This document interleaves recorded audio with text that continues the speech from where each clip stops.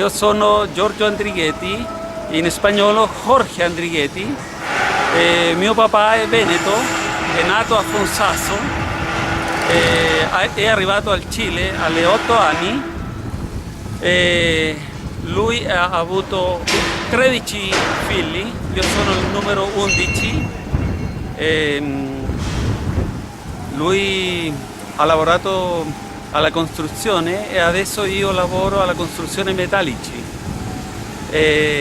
Faccio i riveltabili, faccio i serbatoi per acqua, serbatoi per combustibile, strutture metalliche.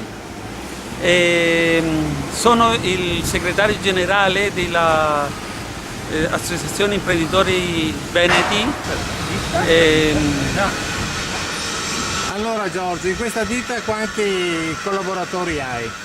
Qui ci siamo più o meno 90 persone, lavoriamo alcuni qui e ci sono altri che lavorano in altro luogo.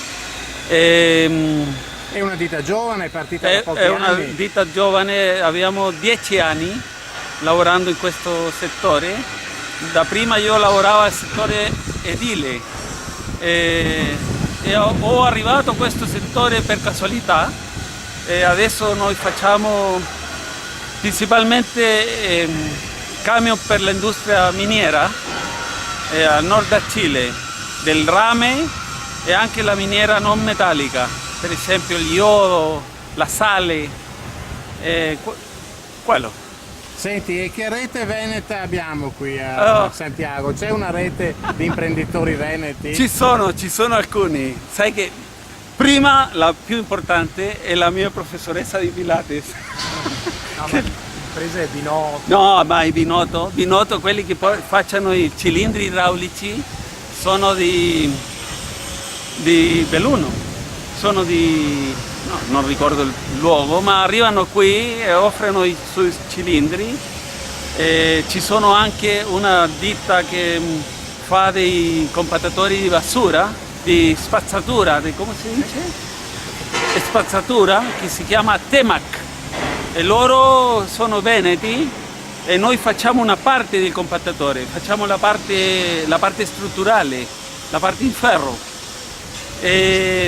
Ci sono anche moltissime quelli che si fanno il lavoro al torno, come si dice? Al torno? Senti, la meccanica di precisione. Fra tutti questi veneti che operano qui vicino a te, c'è un qualche ricordo dell'Italia che vorrebbero portare qui? Ma un ricordo dell'Italia? Sì, vorrebbero avere ancora un pezzettino d'Italia, venire in Italia ogni tanto, oppure hanno tolto i ponti e non c'è più nessun rapporto con la madrepatria? Sai che quasi tutti, noi parliamo, quando vengono qui, parliamo soltanto d'Italia, davvero?